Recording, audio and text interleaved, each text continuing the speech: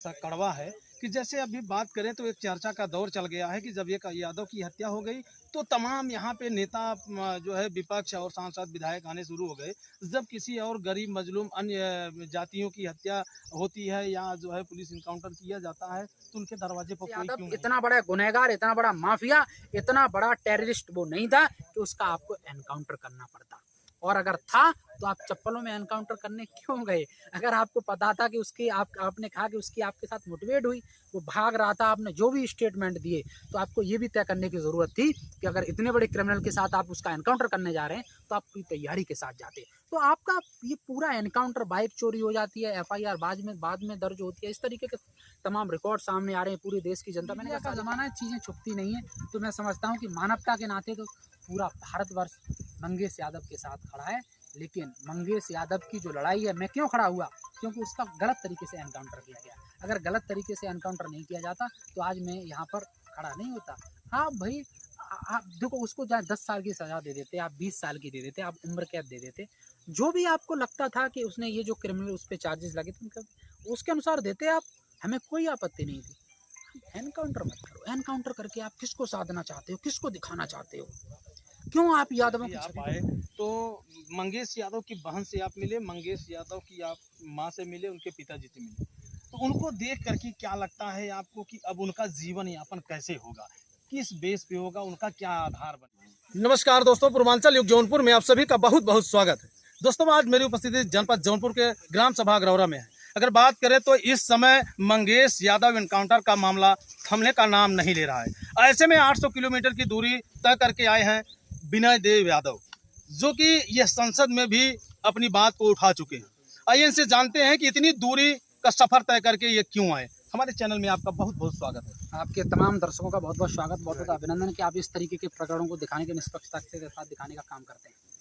अच्छा, क्या बात है भैया कि आप आज 800 किलोमीटर की दूरी तय करके जनपद जौनपुर में मंगेश यादव के घर आए? देखिए, जनपद जौनपुर में मंगेश यादव के घर आना, मैं समझता हूँ कि मुझे ऐसा लगा कि कहीं ना कहीं कुछ चीज़ें असंवैधानिक रूप से हो रही हैं। कहीं ना कहीं जिस तरीके से जातिगत आधार पर मंगेश यादव को आधार बना करके उसका एनकाउंटर कर दिया गया, मैं समझता हूँ कि वो एनकाउंटर का तो कम से कम गुनहगार नहीं था।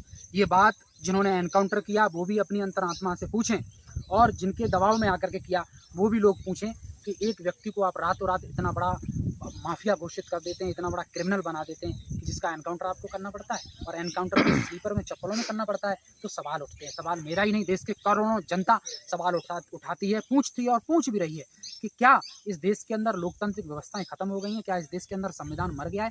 जिस संविधान की दुहाई हम पूरी देश और दुनिया के अंदर देते हैं, पूरी देश और दुनिया जिस भारत के संविधान से सीखती है, जिस लॉ एंड ऑर्डर की व्यवस्थाओं की दुहाई हम पूरी दुनिया को देते हैं, वो लॉ एंड ऑर्डर की व्यवस्था, मंगेश यादव गुनहगार था या दोषी था या नहीं था, इसको आज उसकी डेथ होने के, एनकाउंटर होने के 13 दिन बाद भी हम तय नहीं कर पा रहे हैं।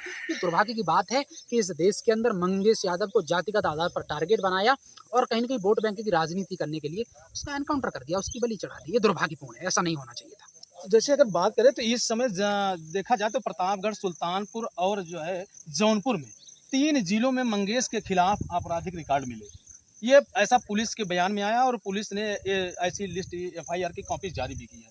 क्या आपको लगता नहीं है कि मंगेश यादव इस कृत्य में शामिल था?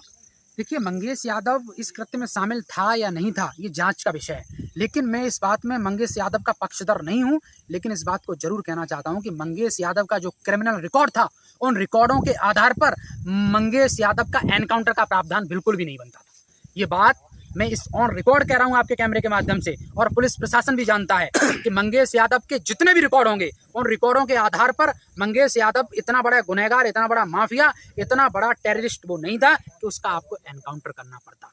और अगर था तो आप चप्पलों में एनकाउंटर करने क्यों गए? अगर आपको पता था कि उसकी आपने कहा कि उसकी आपके साथ मुठभेड़ हुई, वो भाग रहा था, आपने जो भी स्टेटमेंट दिए, तो आपको ये भी तय करने की ज़रूरत थी कि अगर इतने बड़े क्रिमिनल के साथ आप उसका एनकाउंटर करने जा रहे हैं तो आप पूरी तैयारी के साथ जाते। तो आपका ये पूरा एनकाउंटर, बाइक चोरी हो जाती है, FIR बाद में दर्ज होती है, इस तरीके के तमाम रिकॉर्ड सामने आ रहे हैं पूरे देश की जनता। मैंने कहा सारी चीज़ें सोशल मीडिया पे जनता देख रही है, पूरी दुनिया देख रही है।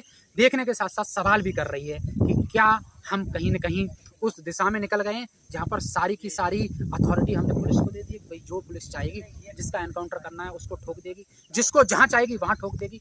तो ठोकों की नीति आप चलाइए, लेकिन उस ठोकों की नीति में ये भी तय करिए कि क्या हम कहीं गुनहगारों को तो नहीं ठोक रहे हैं, क्या हम गरीब मजदूर के तबके को तो नहीं ठोक रहे हैं। जेसीबी आप चलाइए, लेकिन आप ये भी तय करिए कि क्या वो जेसीबी की सूंड कहीं किसी व्यक्ति की झोपड़पट्टी पे तो नहीं चल रही है। ये भी तय करिए कि कहीं वो जेसीबी उन लोगों पे तो नहीं चल रही है जिन लोगों के पास खाने के लिए 2 वक्त की रोटी नहीं है, जो अपनी 2 वक्त की रोटी के लिए गांव और शहरों और महानगरों के चक्कर काटते हैं। तो ये सब चीज़ें ज़रूरी हैं, और जो भी चीज़ें हों संविधान के दायरे में हों, लोकतांत्रिक व्यवस्थाओं के दायरे में हों। हमने हमेशा से योगी की बेहतर नीतियों को का मैं पक्षधर रहा हूँ, मैंने उनका खुले दिल से समर्थन किया है। लेकिन मंगेश यादव को जब जातिगत आधार पर टारगेट किया गया और यादवों को पूरी दुनिया के ये अंदर ये दिखाने का प्रयास किया जाने लगा कि यादव क्रिमिनल होते हैं, यादव बलात्कारी होते हैं, यादव गुंडे होते हैं, यादव माफिया होते हैं, तब मुझे इस बात को जौनपुर की इस धरती पर आकर के मंगेश यादव के घर के बाहर खड़े होकर के खेतों में मुझे इस बात को कहना पड़ रहा है कि जातिगत आधार पर इस देश के अंदर राजनीति बंद होनी चाहिए। नहीं तो यही स्थिति रही तो इस देश की संविधान और लोकतांत्रिक व्यवस्थाएं खत्म हो जाएंगी। जैसे विनय जी अभी आप आए तो मंगेश यादव की बहन से आप मिले, मंगेश यादव की आप माँ से मिले, उनके पिताजी से मिले, तो उनको देख करके क्या लगता है आपको कि अब उनका जीवन यापन कैसे होगा, किस बेस पे होगा, उनका क्या आधार बनेगा? देखिए मंगेश यादव, रही बात शास्त्री की, तो देखो मानवता की लड़ाई में तो पूरा भारतवर्ष, सिर्फ देश का 25 करोड़ यादव नहीं, पूरा भारतवर्ष मंगेश यादव के उनकी माता बहन और पिता के साथ खड़ा है। मंगेश यादव ने पूर्व में जो भी उसने कृत्य किए उसके अनुसार मैं उनका बिल्कुल भी समर्थन नहीं करता हूँ। उसको पूर्व में भी अगर उसने 1-2 कृत्य किए तो उसको नहीं करना चाहिए था, और किए भी थे तो उसके लिए उसको कोर्ट द्वारा जुर्म मिल जाता। लेकिन आपने एनकाउंटर करके पूरी मानवता को शर्मसार किया है, पूरी मानवता के साथ प्रश्न चिन्ह लगा दिया है, और कहीं ना कहीं एक राजनीतिक अमली जामा पहनाने का प्रयास किया है। जनता सब समझती है कि इस देश में जातिगत आधार पर किस तरीके की राजनीति हो रही है। इस देश में जातिगत हवाएं अगर चल रही हैं तो कौन सी कास्ट को लेकर के चल रही हैं, किधर चल रही हैं, उनका आधार क्या है, किन लोगों को बनाया जा रहा है, क्यों बनाया जा रहा है, किस चुनाव के मद्देनजर बनाया जा रहा है। तो जनता तो वो समझने लगी, और मीडिया का ज़माना है, चीज़ें छुपती नहीं है। तो मैं समझता हूँ कि मानवता के नाते तो पूरा भारतवर्ष मंगेश यादव के साथ खड़ा है। लेकिन मंगेश यादव की जो लड़ाई है, मैं क्यों खड़ा हुआ, क्योंकि उसका गलत तरीके से एनकाउंटर किया गया। अगर गलत तरीके से एनकाउंटर नहीं किया जाता तो आज मैं यहाँ पर खड़ा नहीं होता। आप भाई आप देखो, उसको चाहे 10 साल की सज़ा दे देते, आप 20 साल की दे देते, आप उम्र कैद दे देते, जो भी आपको लगता था कि उसने ये जो क्रिमिनल उस पर चार्जेस लगे थे उसके अनुसार देते आप, हमें कोई आपत्ति नहीं थी।